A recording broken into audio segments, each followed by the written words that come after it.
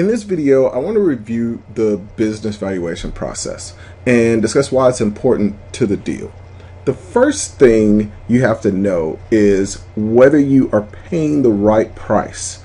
And this isn't just a matter of getting some really great, amazing deal. You want to know what the right price is so that you have something to compare it to know whether or not you're getting a really great deal. So the first thing you want to figure out is what is the right price? Whether you're getting a great deal or a bad deal, you can only know that if you know what the right price for that deal is. I've talked before about how business sales that don't include real estate, which is actually probably 80, I would say at least 80, if not 90% of the deals, definitely of the deals that we're involved in. Now that we're doing more internet deals with our clients, it's well over 90% of the deals we're involved in include no real estate. So that means that they are recorded nowhere. There's no track record to know, hey, here's a very trusted source that I can go to and figure out what the businesses that are in this industry have sold for with an exact amount. When you're in real estate, you know exactly what the real price is of your neighbor's house, of the house across the street, and you can very easily do some comparables and figure out the price. So what that means is there's nothing for the seller to refer to when they're setting their asking price. Now, most of the time we look at it from our perspective. We want to look at it from the buyer's perspective, and we feel like, okay, I don't know what I need to pay. But when you look at it from the other perspective, we want to put ourselves in the seller's shoes. They don't know either. So sometimes when you're looking at a deal and you're thinking, wow, this is absolutely outrageous, we're going to talk a little bit about how sellers come up with a price. They don't know how to come up with the price. So how is the selling price usually set? Well, here's some typical examples of how sellers might determine their listing price. Number one, sellers will look around and they look at their stuff. They look at their assets. You know, if it's a simple business, something like a restaurant, then they may have a conversation with their wife or with their husband or partner that's something like this. You know, we have this walk-in cooler, you know, that's worth some money. We got the freezer, we got those ovens over there and all the equipment. We got the tables and chairs, and remember we paid for that new signage, and we've got all of the collateral for marketing, and all that adds up, I would say, to about $100,000. And then they realize, wait a minute, I don't want to sell this for just $100,000. I want more than that. There's got to be something else. And then they hear about, well, goodwill. You know, so you're supposed to get some money for goodwill, and the other partner brings that up, and they say, all right, well, let's say goodwill is worth $75,000. So they come up with this asking price of $175,000. And if there's a broker involved, they don't want to pay that commission out of pocket, so they'll add between 10 and 15% for the broker's cost, you know, so that they don't have to pay that out of the $175,000. Now, other sellers might do a different approach. I've talked to a lot of sellers that really base their sales price on what they need. They add up their debts and their retirement needs, and they come up with a price that way. So the conversation goes something like, let's see, we've got a $50,000 balance due on our original business loan that we took out to get this business started. We've got that $10,000 second mortgage on our home.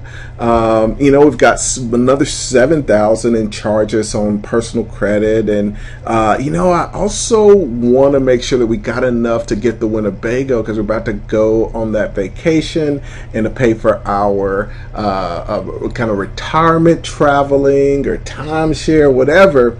And then they come up with $200,000 after adding everything up that they need.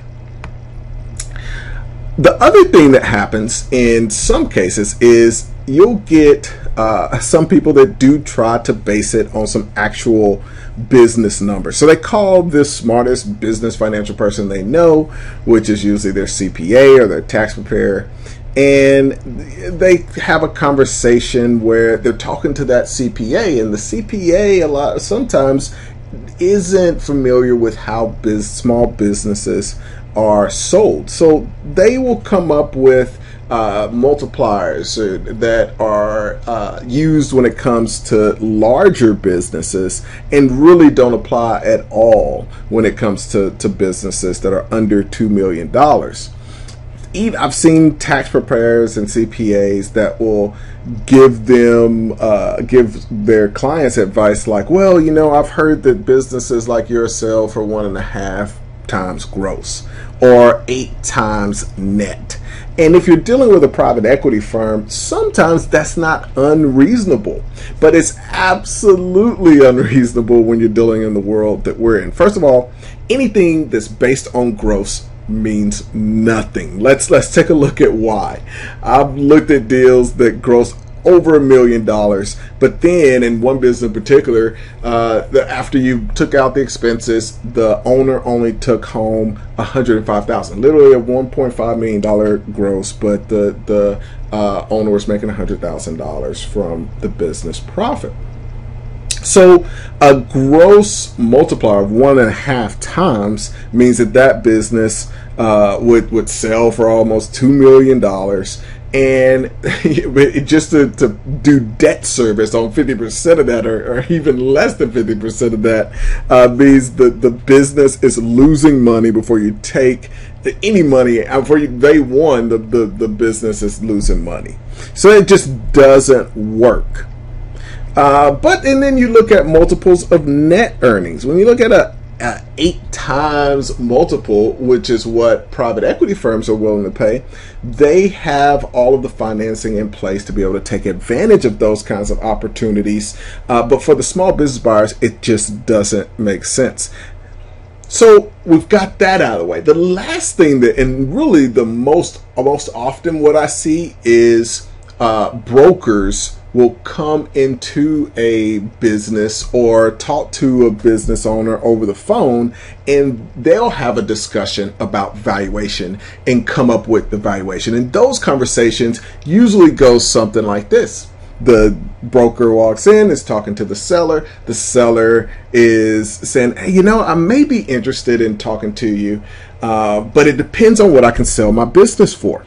And the broker says, well, what would you want for your business? And the seller says, well, I don't know. Tell me what it's worth. The broker says, well, I don't know anything about the business yet to tell you what it's worth, but I'm curious what you would take for it if we were to list it. Now, you've got to understand that broker wants to get that listing. If he comes in and tells the seller that they're only going to get some puny amount of money, they know that they're not going to get that listing and then be able to negotiate that. So what will often happen is the owner comes up with some number just off the top of their head, which they really would take for the business, and the broker says, okay, well, we can certainly list it for that. And the key word there is list it, not sell it.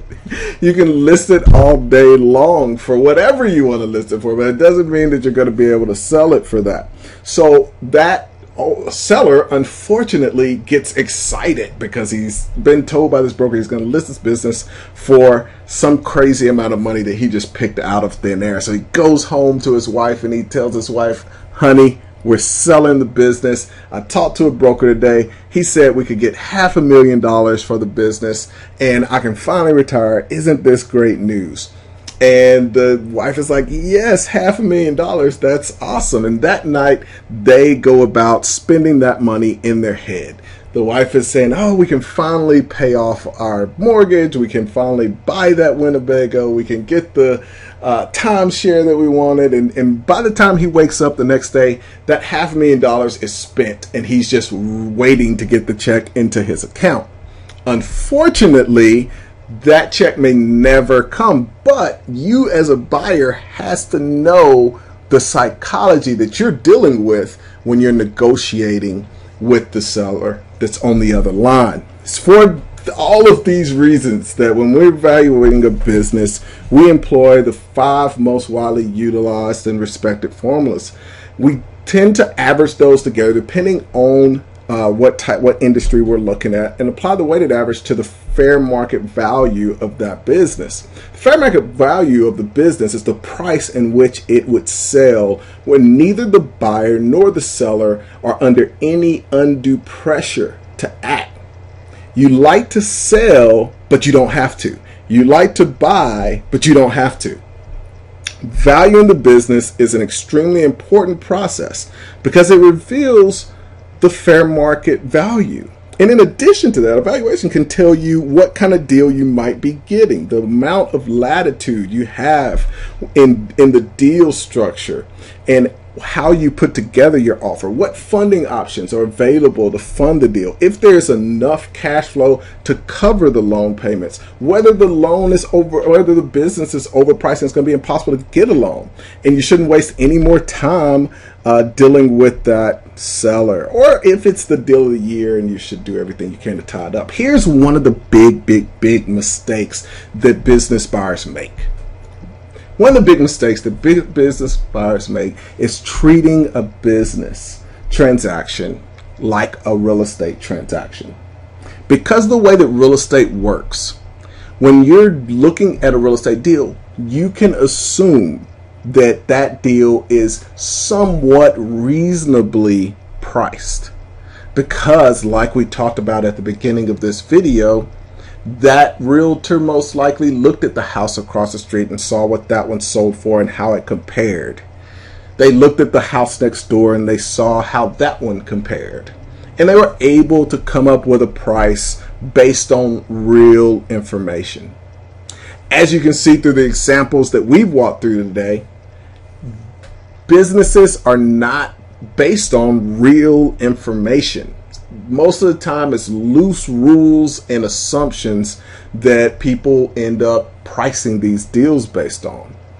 So it's a huge mistake for a business buyer to come in like you would on a real estate transaction and automatically kind of take a discount of 20% or 10% or whatever, 30% based on the price. The real key is to figure out what the real price is, because it could be that you figure out that real pricing and you realize that this thing is 50% of its true value. And if you walked into a business and you're getting it at 50% and you're trying to negotiate over pennies because you're thinking about it like real estate, and instead of just buying that incredible deal, you will miss out on a lot of opportunities. And that's one of the reasons we're able to take advantage of the marketplace, is that we do use a lot of filters to figure out what deals aren't priced correctly, because the great thing is that we're dealing in an inefficient market, so we can figure out what's the really great deal that exists in the market that we don't have to negotiate. We can make the seller happy because we can give them exactly what they're asking. Hopefully you got a lot out of the video. Shoot me a tweet at Ace Chapman. You can shoot me an email, ace@acechapman.com. Look forward to connecting with all you future deal makers out there.